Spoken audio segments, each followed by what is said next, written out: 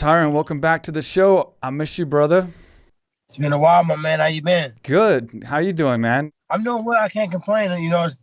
It's not the same humidity as Thailand, but in Miami, it's very similar. Yeah. Like 17 gallons of water is required to drink a day, and Damn. I've been getting some great work out here. Yeah. So, yeah, man, you got a big one coming up, dude. August 28th, Miami, Showtime Boxing, Jake Paul. Buddy, I was so praying you would get this fight, and I'm still shocked that he agreed. But I'm so happy for you, man. This is like a dream for you, I think, in my opinion. And I'm so happy that you get it because I think you deserve it. And man, I'm just so shocked. I'm so shocked still that he took the fight, and you're gonna get this opportunity. And I love seeing how serious you're taking it, man. Because I know you. I've trained with you. We trained together in Thailand, and I've seen you train in America, boxing. Freddie Roach is at Wildcard, everything else, and like. You're motivated, bro. Like, there's no doubt. You're motivated. You're training hard. You're taking it serious. I love it, man. When I look at this fight, I just think about all the years when I was younger. The only sport I really wanted to do was boxing. Yeah. I never got an opportunity. And as my MMA career, man, I've been in it for 16 years. So you look at 16 years in a game, you've never boxed by then. You think that, it's too late in your career to maybe even have a boxing fight. So I really got into the sport of mixed martial arts because I wanted to box as a kid. I couldn't. And I also watched like all these wrestlers I knew they were all doing it. I'm like, shit, let me give it a try, right? I can technically box in MMA. So the whole reason why I got into MMA was because of the boxing component of it. So I'm excited. And I'm just preparing myself to do multiple boxing fights. So this is not just, let me just grab a money grab. This is me being prepared to become a boxer as well as a mixed martial artist and just take on another form of combat sports.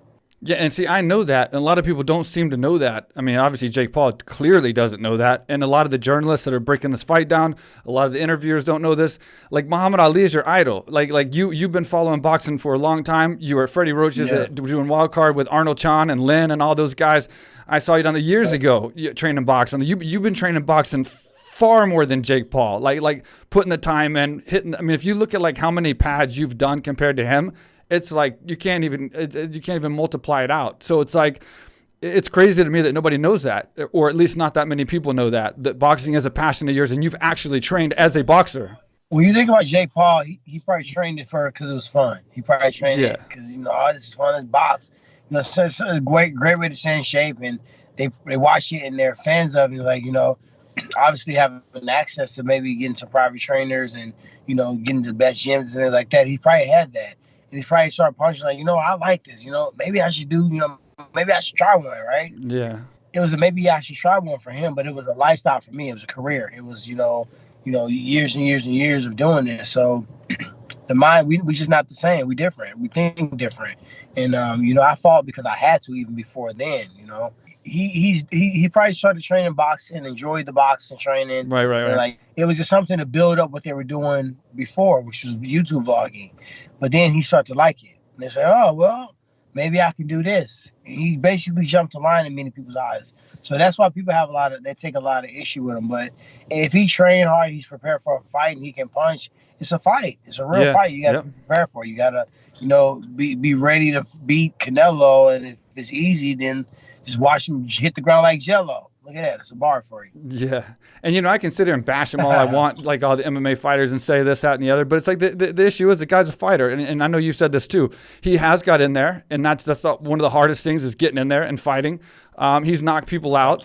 He hasn't had to fight someone that's trained in striking and definitely even close to your level. But he's crazy, and I've heard you say this as well. He's a crazy dude, so he's crazy enough to get in there and like you. I think I heard you in an interview talk about how he's that type of guy that's gonna take a beating, and be like laughing about until he gets knocked out the whole time because he's just that crazy. Yeah. So, I give him respect for taking the fight and going for it, but I think it was obviously a bad move on his part to jump up this big of a level. But great for you, and I know this is a passion of yours and this is something you've always wanted to do, and this is the best opportunity you could possibly ever have. What was it like when you found out that he agreed and actually was going to really do it? Because, I mean, obviously he talks a lot, and the Dylan Dennis and the Ben Askren went on for ages before he finally announced it. When he finally said, yes, Tyron, I'm going to do it, and the contracts are coming in, what were you thinking? Like, what was your first thoughts? My first thought, and still kind of to this moment, it feels a little bit more real now because, a poster out, we did face off, and Showtime bringing us out, you know. But before then, it was just like, I was like, man, this not gonna really happen. It was like one of those things that, like, I'm scared to even post a lot of the training video. I'm like cutting some of the stuff that makes me look like a savage out because I don't want them to get freaked out and be like, no, all my leg hurt. And that's why I said we need the anti-bitch clause, because when you see, like, people don't really understand how long I've been boxing and how many world champion boxers I've sparred Yeah, I and know. how many years and different trainers, and just the way that I fight is really revolved and based around boxing. Everything I do is around boxing. So I know when he sees that, I mean, maybe it'll make him train harder. Maybe he'll want to, really, really test levels. So look at his brother. His brother went out there and he really, really, really wanted to go out there and say, you know what, I gave him my all against Floyd Mayweather. And nobody can say he didn't. You know what I mean? Yeah. No, he definitely went the distance, and he has fight experience. I wouldn't say, I mean, I know he's got the knockouts, but I wouldn't say Jake Paul has that fight experience yet. He doesn't really know how good of a fighter he is. Like as you can probably relate to this, we find out how good of fighters we are when we fight. We find out how good our chin is. We find out how good our conditioning is. We find out how good our strength is, our wrestling, our striking. Yeah. We don't know this shit in the beginning. Like, I'm just as surprised I got a strong chin as anyone else, or a weak chin, or a good takedown, or a good takedown defense. So you learn that as you go. He hasn't had time to learn all these different things, and he's going to have to find out a lot in this fight. Logan, on the other hand, who I think is not as good of a boxer and fighter as Jake Paul, but he did go out there and fight Floyd Mayweather, and he got experience. He went out there and he had to suck it up, and he was tired, and he had to clinch, and he had to punch. So he's got experience now. Now he knows what it's like to be tired and be a fighter and dig deep and have to be a so that's one thing about Jake Paul that he doesn't have yet, and I think he's underestimating what that's going to be like when he gets out there. But man, I'm stoked because I know you've been boxing for a long time. You come to AKA Thailand, man, and like you hit the pads and it's crazy. Like, we have people that don't even know it's you that are there, and they see from behind, and there's like crowds of people around you by the time your session's over, and they don't even realize it's you, 5-time UFC champion Tyron Woodley. They're just knowing that someone's out there crashing these pads, looking like a savage. And this was like recent. I mean, it's not like you're old, man. This wasn't 10 years ago. Like, this was like a year and a half, 2 years ago, whatever. It's like, you're savage, bro. I got to get back out there, man. It's been a while. Well, I appreciate that, man. I got to get back out there. And it's just like, for me, is I just really trained with some of the best guys. Believe it or not, I actually started my first boxing ever, anything, was in Houston. And I trained with Eve Edwards and Lewis, right? And I was like, I don't know how to box. I remember. Yep. So did I. That's how I started. Eve Edwards and Lynn. We all, and the guy named Jace, and we all started together, Tim Musels and Bushi Ban and all that stuff, and we all came up together. And then eventually, obviously, you met those guys as well, and then we met at AKA. Like, we go back and forth, me and you, through our whole careers. It's pretty funny how that worked out. That's crazy. That was my first time somebody teaching me how to punch. It was even his name was Lewis. I was like, really just, we was kind of doing our own thing a little bit. So yeah. We was kind of giving ourselves what we saw on TV, and it wasn't a lot on TV. Yeah. It wasn't nothing to really base it off of. So that's what I was doing. And then the first time I formally had a boxing guy, I was like, all right, let me show you how to box. Was in Houston, and I was sweating. It was crazy. E was freaking this crazy striker at the time, and I was a wrestler, so I was trying to help him. He had fought like Jeremy Stevenson and a couple guys that beat him, and he needed help with wrestling. So Lynn found me on MySpace. Yeah, I remember this. Sent me a message on MySpace. I remember this. He searched all the internet and found a brochure that says Nation's Best. Buddy of mine, Chris Whalen, had a camp called Nation's Best. It didn't mean like everybody agreed that was just a slogan. But in Lynn's mind, this is the best camp. And it actually wasn't that. It was a small camp. So he found the small baby camp in Missouri called Nation Best. And the only thing that made him call me is that I had 1 or 2 amateur fights. So he Googled that, saw that I was a wrestler All-American, and I was coaching, which means I'm willing to coach somebody. He asked me would I train Eve Edwards. I'm like, I don't know what the fuck Eve Edwards is, or MMA. I didn't even really know MMA that well.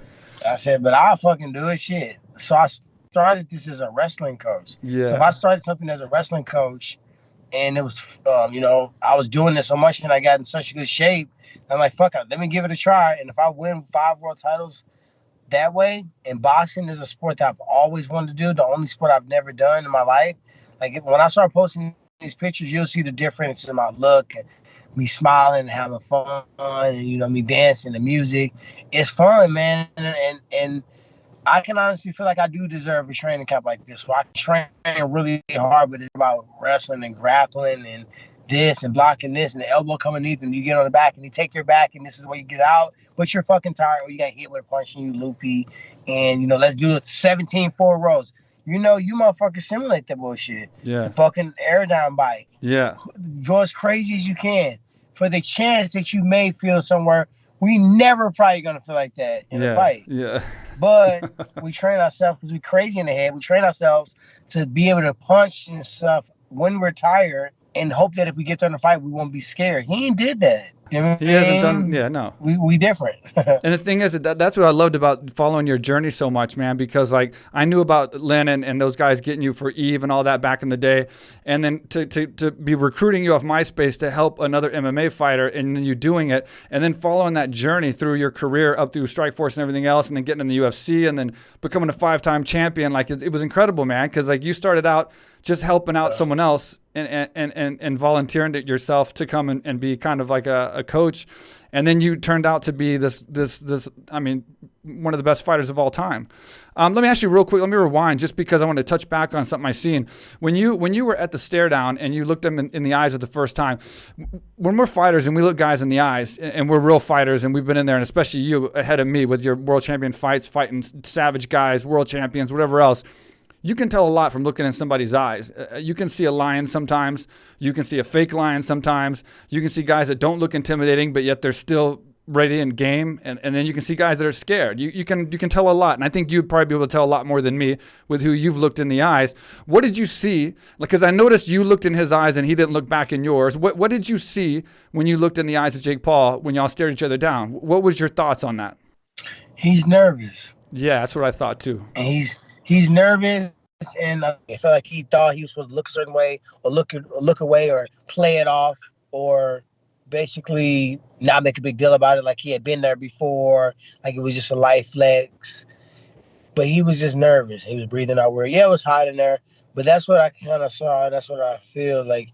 I said, what have you ever done besides buy out the whole fucking Gucci store? He said, yeah, this is a Gucci Disney collab. But then I just shit on it. I was like, nobody cares. Like, he's raised by rap music.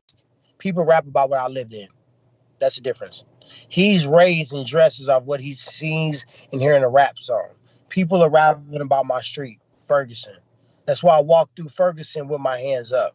That's Common and John Legend. Talking about my street I lived on. So the difference is we're not the same. We're not cut from the same cloth. And that's another component that people really don't understand how important it is when you're fighting, when you get in the trenches, you get in a bad spot, you in a fight that ain't going your way, or you in a situation where you can just quit and give up. One of us is used to not, and one of us is never even had a chance to fucking see if he's ready or not. But he's going to get that chance real quick. I'm going to give him a chance to quit. I don't think he's going to quit, though. But I'm going to give him a chance to. So in a breakdown of the fight or a prediction, like in an ideal situation, I know you're going for KO for sure. I mean, you're going to go try and knock this guy out. What's an ideal situation, though? Are you going to try and punish him? Are you going to try and drag him into deep water a little bit and show him what being a fighter is about? Or are you going to take the fastest, I mean, don't give away your strategy, but I'm just saying, are you looking to just KO him and just get it over with? Or are you looking to make a point, I guess is the best way of putting it? I'm not trying to make a point for everybody else that everybody wanted to see me just, break his jaw and beat him up and shut him up pretty much because they don't understand what he's doing. And most people like to see us just do one thing. And when people start crossing over, I find this myself. So it's a certain point I kind of relate to him. Like, people don't want to see the Disney guy go YouTube or the YouTube guy go fucking esport, the esport guy go MMA, or he cheating. No, something he did well in another profession or another form of art open up a window for this. Just like if The Rock was doing WWE, it opened up acting, or Brock Lesnar being a collision wrestler opened up pro wrestling, which opened up UFC. You know what I mean? Yeah. Brock probably could have made it straight out of wrestling, but like this ain't the first time we've seen this. You know what I mean? Yeah. Or a musician that's you look at Andre 3000 or Mos Def or Tupac. When you saw them in movies, man, you at that point in time, you're not thinking about them in rap. You're not thinking about their music. You're thinking about how they bodied that role, right? Yeah. So at the end of the day, I feel like he is acting to the point where he's trying to control the narrative. This young Disney kid, vlogger. Yeah. He's really hedging his bet. You know what I mean? I'm taking on a 5-time champion, seasoned veteran, very good striking, you know what I mean? And the Disney vlogger gonna knock him out. No, this is a man. You a man, I'm a man. You have something to say, let's hear about it, right? So that's what he's doing. He's even smart enough to do that, but I flustered him. And it tells me that, like, he had in his mind how he thought the presser was going to go. He had in his mind what he thought he was going to say. Yeah. And then I even broke him off and said, beat your ass. Beat your ass, right? And he just got mad that he couldn't say nothing. And it's like, when you get somebody that's frustrated that way, that means that if the fights don't go their way, according to the plan, he don't really know how to respond. He don't know how to respond to it. I mean, he keeps throwing these like side things in, like donate your money to this and I'll double this, trying to make it seem like you're worried and you're underconfident, but he's screaming underconfidence. I mean, to me, this whole narrative of like I'm a YouTuber and I'm a Disney guy. What the fuck does that mean, dude? You were a Disney boy. That means you were a kid. Anybody can be on Disney. It doesn't mean you can't fight because you were on Disney. It doesn't mean you aren't alpha. Muhammad Ali could have been on Disney when he was a kid. You're 40 years old. Okay, that's obvious. I'm also black. I'm also 5'9". I'm also fucking got my pinky nails not trimmed. I fucking got 4 kids. I fucking got 2 cars. That you stating facts, duh. But let's start stating other facts. I'm knocking you the fuck out. Add that to the list. Yeah. So when you say you're 40 years old, you lost 4 fights in a row, and you're gonna knock me out. Since all you doing is stating facts. I'm not in fucking middle school, dude. You're not gonna hurt my feelings. You're not gonna tell me my shirt's ugly and I'm gonna cry. No, I'm gonna beat your ass. And I'm gonna get paid to do it. So I just feel the YouTube thing and the Disney thing is just a way of him saying, I'm a Disney boy, I'm a YouTube blogger. So like if I don't do as good as what you expect, I'm definitely gonna do better than what you expect from a Disney guy or a YouTuber, which just means he's making excuses. Cause like anybody can be a YouTuber and still be a badass. Anybody can be on Disney when they're a child and grow up and be a badass just because they're charismatic. Yeah. It doesn't mean you're not alpha and you can't be a badass because you're a Disney kid or because you're a blogger. I mean, it's just an excuse to try to make him look like he's belittling himself so that no matter what happens, it's going to be better than like what you expect from a Disney kid. But you're not fighting a Disney kid. That kid's over. That's like any kid could be a Disney kid. So that narrative is screaming that he's insecure, in my opinion. That's like me saying, he's, Jake Paul, he's the YouTuber. He's got so many people that like all these people. He make all this money. He got access to all the best trainers and the best nutrition. He never had a rough life like me. And, he's been stress-free and I got a lot of stress. And, I'm just a little young, aspiring guy that's auditioning for the Ultimate Fighter show and never made it. Yeah. I never made it. Tough 9. I tried out and couldn't make it. No, I'm fighting this motherfucker right here that said yes to the contract. Yeah. And now we're going to fight. Once you sign a contract, it's no longer about the organization. It's no longer about what you've done in the past, what he's done in the past. That's all it is. It don't matter what we do for a living. All right, fellas, you want to help support the podcast? I know you do. All this content, all these interviews with these fantastic guests that we're putting out for you, well, now you can. And you can save 20% off and get free shipping by getting the best below-the-waist men's grooming products on the market. I'm talking about Manscaped. All you got to do is go to manscaped.com, manscaped.com, enter code QUICK at checkout, 20% off and free shipping. Quick is my nickname. It is not how you use the product. Don't be silly, fellas. Come on. But Manscaped offers precision-engineered tools for your family jewels, and now they have the new Lawnmower 4.0, which is next level, the best trimmer on the market ever made. What makes it different? It has skin-safe replacement ceramic blades, controllable LED lights, wireless charging dock, and a 7,000 RPM motor with quiet stroke technology, and it's even waterproof. They also have a full line of hygiene and grooming products like the Shears 2.0 luxury nail kit, crop mops, preserver, reviver, and a lot more. Manscaped has everything you need to appeal to your lady friend, but don't thank me, thank yourself. By going to manscaped.com, entering code QUICK, get 20% off, get free shipping. It's a win-win for you, it's a win-win for us, and you're supporting the podcast. So since you've won so many world championships, and I can't relate to this, but where does this win rate? I mean, it's obviously boxing, which is your passion. It's a big fight. You're making a lot of money. You're fighting a super famous guy, more famous than anyone you've ever fought, even though you fought better fighters, obviously. You've won titles and belts and all that. Where does this fight rate for you as far as of wins? Like if you get a win out there against Jake Paul, Where does that rank in your victories in your mind? You know, I think God works in mysterious ways. Like I told you before, boxing is the only sport I've ever wanted to do before MMA. If my love for boxing was not there, I would have never even tried MMA. Right. My coach, the MMA fighter, when King of the Cage, open judo boxing, he was in all that. Bare knuckle, Michael Rogers, bare knuckle, open palm. You can palm somebody in the face. You know about all these fights.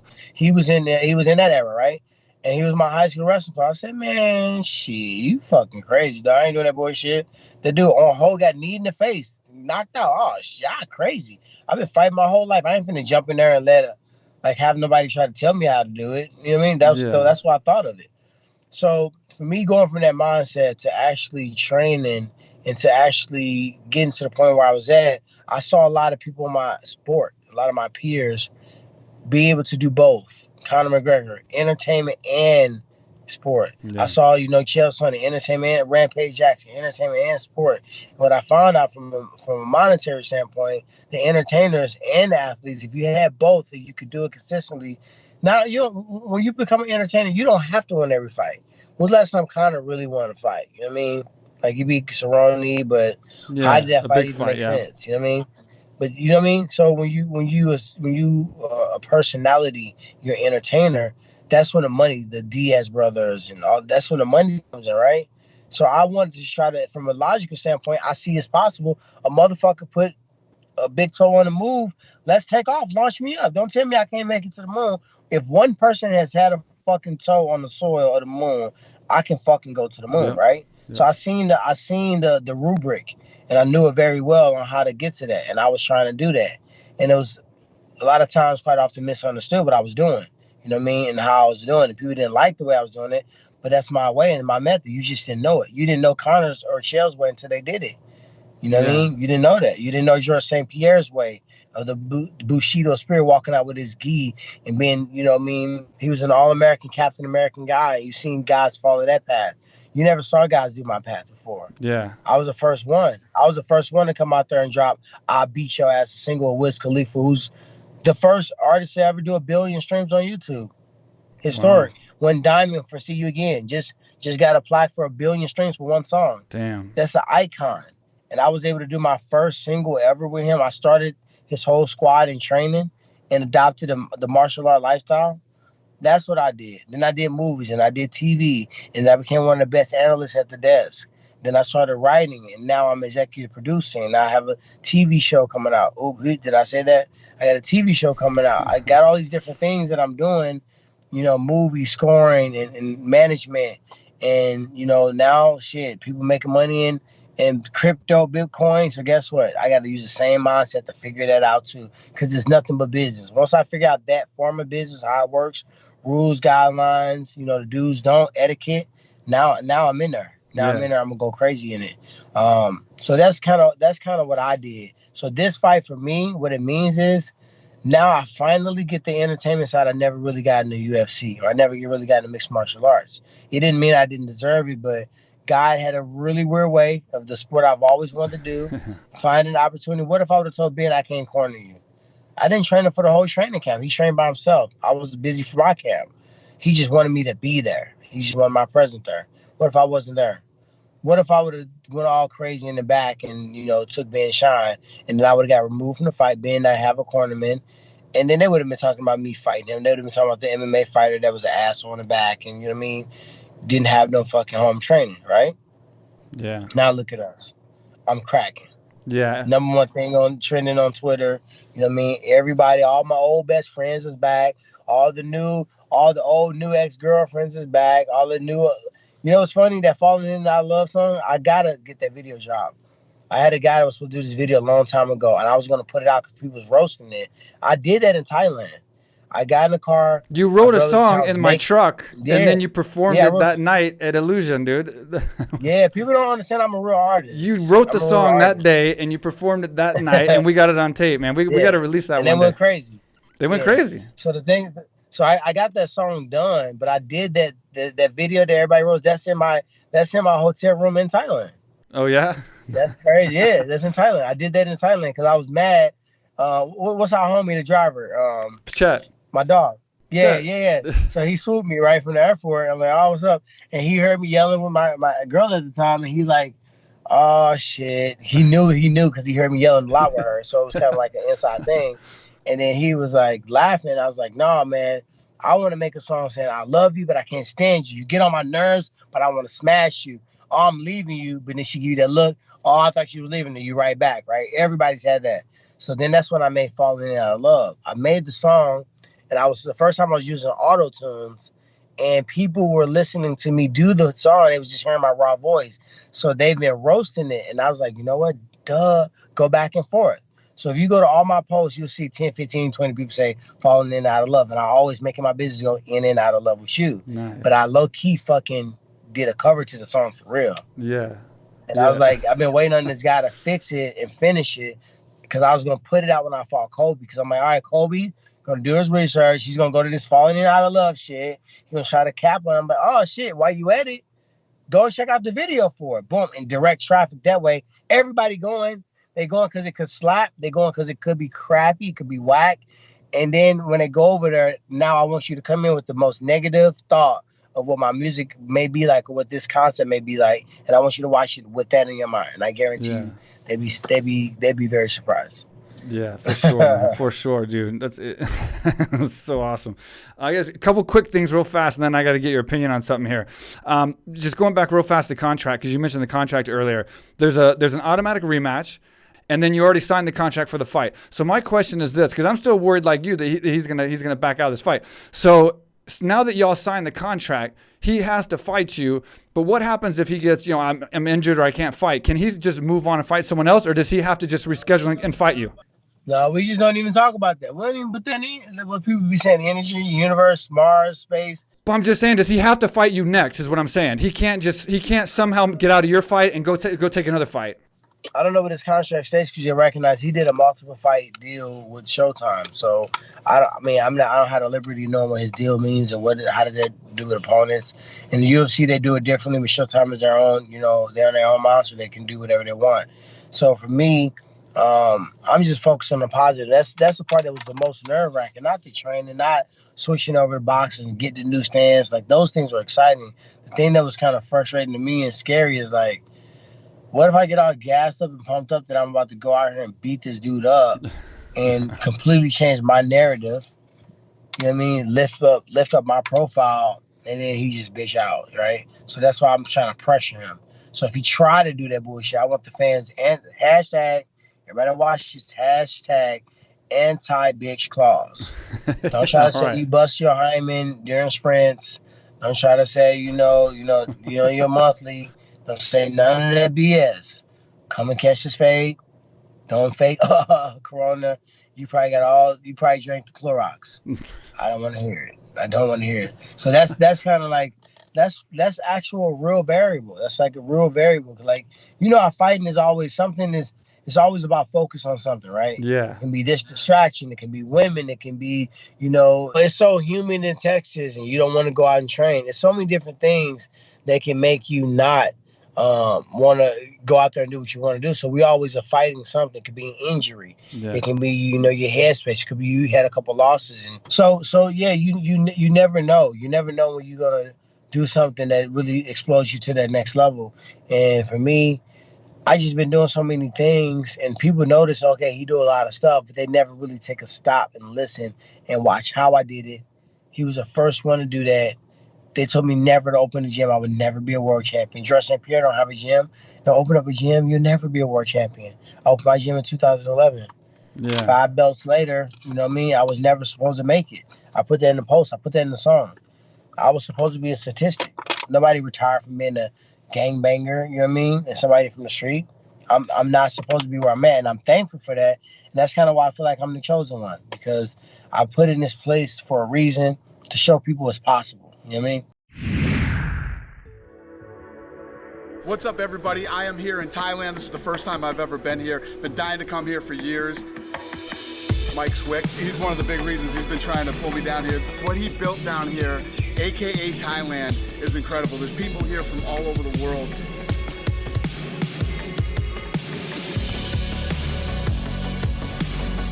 You can train mixed martial arts here, jiu-jitsu. They have weightlifting, they have cardio, and obviously they have Muay Thai, boxing, everything.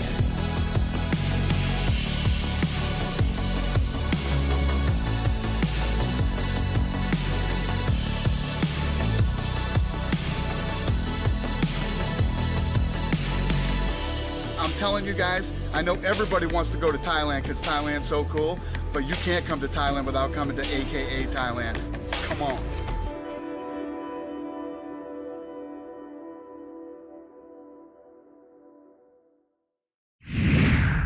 And last thing about boxing real fast, just because I'm curious.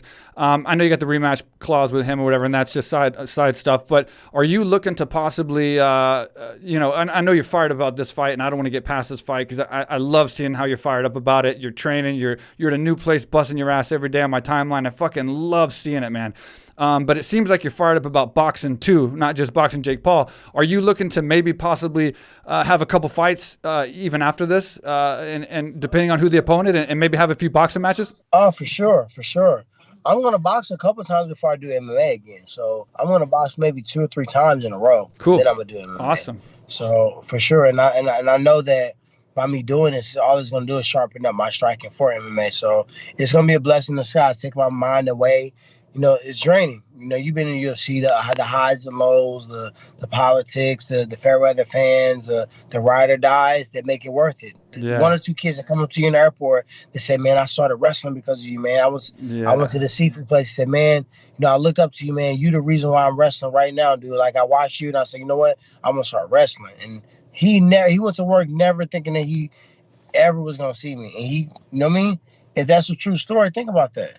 Yeah. Now that makes him want to drive even harder because Right. I'm not an asshole. We laughing, taking pictures, whatever. So now he wanted to, he wanted to turn up. And there's people like that I watch. I'm like, you know what? They let me know it's possible. Somebody put their toe on the moon. I'm gone. It's out of here. Yeah. Well, let me get your opinion on this real fast. So I got a podcast logo shirt, and I know you're brutally honest, so you're going to give me your honest opinion. Mm-hmm. And obviously, you're going to realize why this animal is related to me, because every video I post is about me and this type of animal.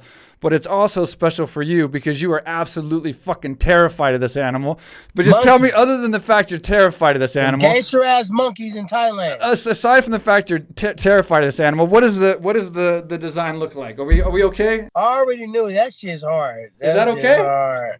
Yeah, send me one. That's hard. Oh, you got it, bro. Yeah, the monkeys. All right. Now, I thought it was a joke. Now, I want to tell the fans a quick story because I got to hop off in a minute. I got to go beat some ass in the gym. But at the end of the day, Mike Swick finessed me when I went out to Thailand. And that's not even in his characteristics to finesse. He's a clean-cut guy, hard worker, good dude, big heart, take care of his people, and driven. But he tricked me into going up to see the monkeys on Monkey Hill, right? Now, what he did not show me was, I didn't know you had a viral video of the Thug Life video with a monkey basically punch you for your damn I forgot water, to show you those. Scratch you, push you. I didn't see you on the beach getting chased by monkeys for one banana. I forgot to show you that too. None of this stuff did I see. So I went up there, hundreds and hundreds and hundreds of angry gangster-ass bananas stealing phones, sunglasses, snatching shit from people, patting them down, checking their fanny packs, looking at their cell phones, jumping on their shoulders. So I'm like, nah, bro, no, I'm right here. I want to get close enough where they can be behind me and people know that I was actually there and it wasn't cap. But I'm not going up there. I'm not feeding them peanuts, bananas. I'm not letting them crawl on my arm. And they made fun of me. Yeah, remember? Yeah, made fun of me. Yeah. What happened the next couple weeks? Motherfucker got his wrist damn near slit. It Russian was guy. bad, bro. It was bad. Blood everywhere. And then after that, the pandemic happened. Nobody was going up there with peanuts and bananas. And they raided shot motherfucking city. Yeah. They came in there like a flood. So they were like the army. The joke was not on me. I did not get in the water with the shark and get bit up like the person did the week after. Because I was using my mind. They're not coming. The shark's not coming in the cage without water and fighting me. Yeah. That's how I feel about jumping in the ocean. That's how I feel like going up to Monkey Mountain. They're coming out of trees. The dogs are scared of them. Everybody. They like you walk up and you see one in front and all of a sudden you stop and look to the left and right.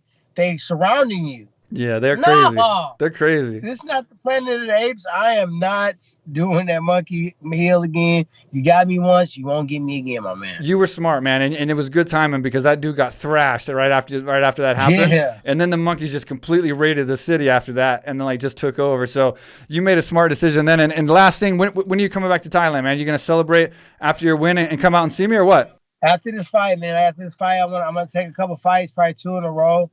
Then I'm gonna be very, very much so due for a nice vacation and good training. I'm serious, people I'm not done doing MMA. Like, this is fun because it's something for me. This is for me. This is not for everybody. I don't care what people think I should do and how I think I should do it. Some people think I should retire. Some people think I should only do MMA. Some people think I should fucking I don't know, fucking breakdance professionally. Everybody got a thought on what you should do. Yeah. What I want to do and what's making me happy is training hard and getting better and having fun with it. And then, going out there and perform and reaching some of my goals. So, well, Tyron, you are my boy, and we go back a long ways, and you are also one of the most talked about fighters in the world right now. And you're busy, and you're in fight camp, and you're getting ready for the biggest fight of your life. I'm so happy for you. So I want to thank you for taking time out for me, friend or not friend, just to take your time out to come be on the podcast. You've done it many times. You came and you helped give my gym inspiration with a special video for the Banana Beach, and we did a big surprise for my guys here in AKA Thailand. You did a special video for them, which they loved. You always say yes. You always take care of people. You're always helping out, and I appreciate you being on the podcast again and sharing your information with everybody. They're going to love it. They're going to love this show and everything that you had to say. I appreciated catching up with you, man, because I miss you too. So I'll see you soon, and good luck with your camp. I'll miss you back, brother. I got to swing out there, man.